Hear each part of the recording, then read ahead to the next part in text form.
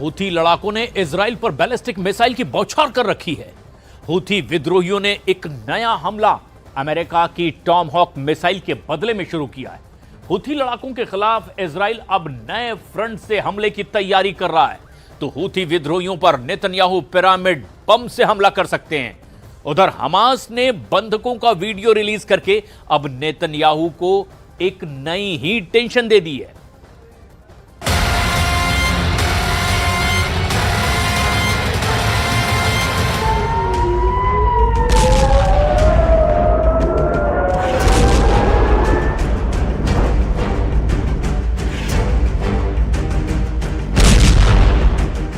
Houthi ने Israel में घुसकर तबाही मचाई।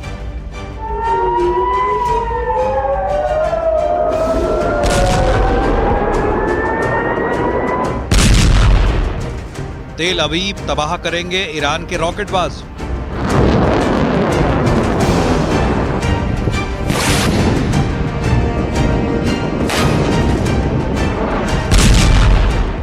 हूथी को हमास न समझना इजराइल। लाल टोपी वाला कमांडर करेगा वॉर खल्लास।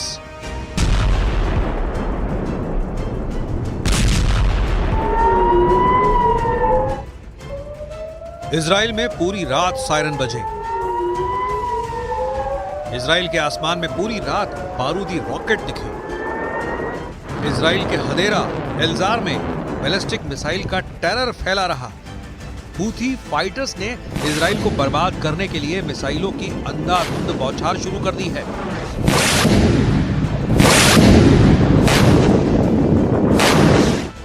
इजराइल को हराने का दम भर रहे हूथी फाइटर्स अब बेकाबू हो चुके हैं।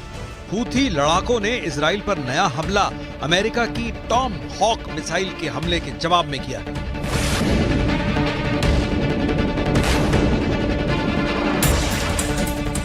हूथी के रॉकेट की आंधी से इजराइल की सेना में कोहराम मचा हुआ है।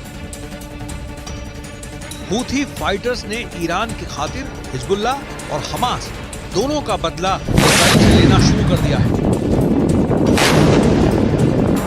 हूथी फाइटर्स अब अकेला फाइटर ग्रुप है जिसने इजराइल को अब तक बराबर की टक्कर दी है।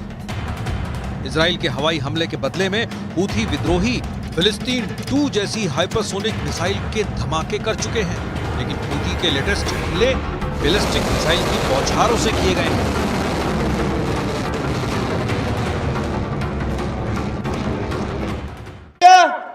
استهدفت محطة الكهرباء التابعة للعدو الإسرائيلي شرقي منطقة يافا المحتلة، وذلك بصاروخ باليستي فرط صوتي نوع فلسطين 2، وقد أصاب الصاروخ هدفه بدقة بفضل الله. الله أكبر.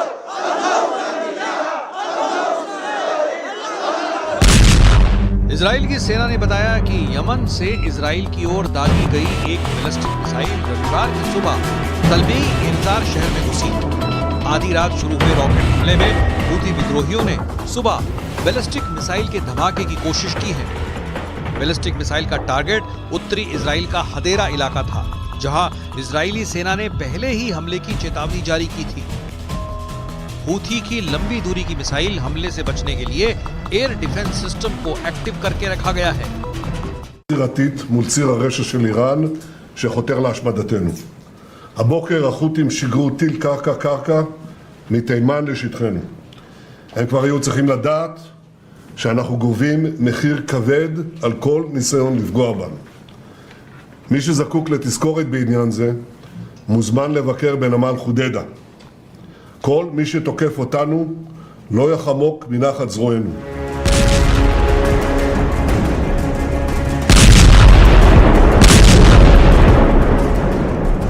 बीते शुक्रवार को भी हूथी विद्रोहियों ने बैलिस्टिक मिसाइल से इजराइल को दहलाया था। इसी तर्ज पर रविवार का हमला किया गया। हालांकि इजराइल के डिफेंस सिस्टम ने हूथी के दोनों हमले नाकाम करने का दावा किया है, जबकि मिसाइल की तबाही के बाद भी कई नागरिकों को नुकसान पहुंचा।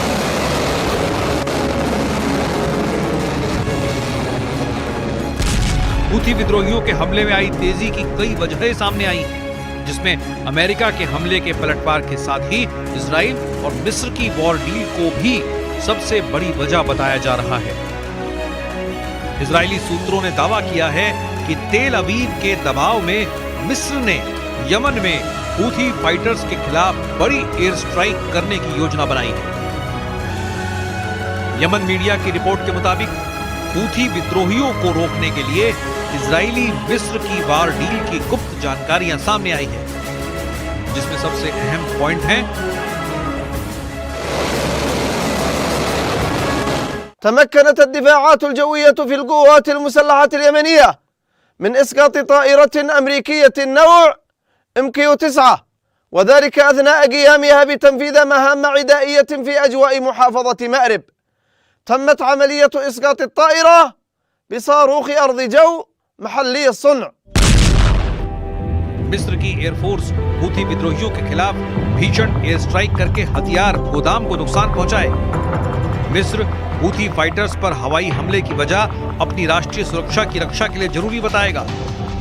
हूथी पर हमले की एक और वजह के तौर पर समुद्री नेविगेशन के लिए खतरे को भी गिनाया जाएगा। संयुक्त राष्ट्र चार्टर के अनुच्छेद 51 सहित अंतर्राष्ट्रीय कानून देशों को आत्मरक्षा का अधिकार देते हैं। 1982 के समुद्री कानून सम्मेलन में राज्यों के समुद्री मार्गों की रक्षा करने के अधिकारों की पुष्टि की गई है। इसी बात का फायदा इजराइल अब हूथी विद्रोहियों के खिलाफ मिस्र के जरिए उठाने जा रहा है। मिस्र का हूथी विद्रोहियों से 36 का आंकड़ा क्यों हो रहा है, इसे भी जानिए। इजराइल से हूथी विद्रोहियों के बीच भीषण लड़ाई से मिस्र को भारी वित्तीय नुकसान उठाना पड़ा है। स्वेज नहर से होने वाली मिस्र की कमाई में 60% तक की गिरावट आई है। मिस्र को होने वाले इस नुकसान का अनुमान लगभग $7 बिलियन लगाया गया है, जिसकी वजह से मिस्र कंगाली की तरफ बढ़ चुका है। मिस्र में बढ़ते आर्थिक संकट से सीरिया जैसे हालात बन चुके हैं। 10 साल से सत्ता पर बैठे राष्ट्रपति अब्देल फतेह अल सीसी का हाल भी कहीं बशर अल असद जैसा न हो जाए। तुर्की की तिगड़म चली तो मिस्र में तख्ता पलट ज्यादा दूर नहीं, और यही वजह है कि अब्देल फतेह नेतन्याहू से गठजोड़ कर हूथी फाइटर्स को कंट्रोल करने में जुट गए हैं। उधर हूथी फाइटर्स ने भी इजराइल को करारा जवाब देने का मन बना लिया है। इजराइल की मीडिया I-24 न्यूज ने चीन और यमन के हूथी लड़ाकों के बीच एक गुप्त समझौते का खुलासा करने का दावा किया है। इस रिपोर्ट में बताया गया है कि चीन यमन के हूथियों को शक्तिशाली हथियार की आपूर्ति करने में सहायता कर रहा है। इसके बदले उसे लाल सागर से अपने देश के मालवाहक जहाजों के लिए सुरक्षित रास्ता मिल रहा है। हालांकि इस खुलासे पर चीन ने कोई भी प्रतिक्रिया नहीं दी है। लाल सागर पिछले 1 साल से इंटरनेशनल कारोबार के लिए खतरनाक रूट बना हुआ है। I-News-24 की रिपोर्ट में बताया गया है कि चीन और हूथी के बीच हथियारों की सप्लाई का बड़ा नेटवर्क सामने आया है, जिससे लाल सागर ट्रेड रूट खतरे में पड़ सकता है। I-24 न्यूज से बात करने वाले अमेरिकी खुफिया सूत्रों के अनुसार ईरान समर्थित हूथी लड़ाके अपने हमलों में चीनी हथियारों का जमकर इस्तेमाल कर रहे हैं। चाइनीज हथियारों के बदले में चीनी झंडे लगे मालवाहक जहाजों को लाल सागर में हूथी विद्रोही सुरक्षा की गारंटी दे रहे हैं। अमेरिकी खुफिया सूत्रों के मुताबिक हूथी बैलिस्टिक और क्रूज मिसाइलों में चीन के उपकरण और तकनीक के इस्तेमाल की पुष्टि हो चुकी है।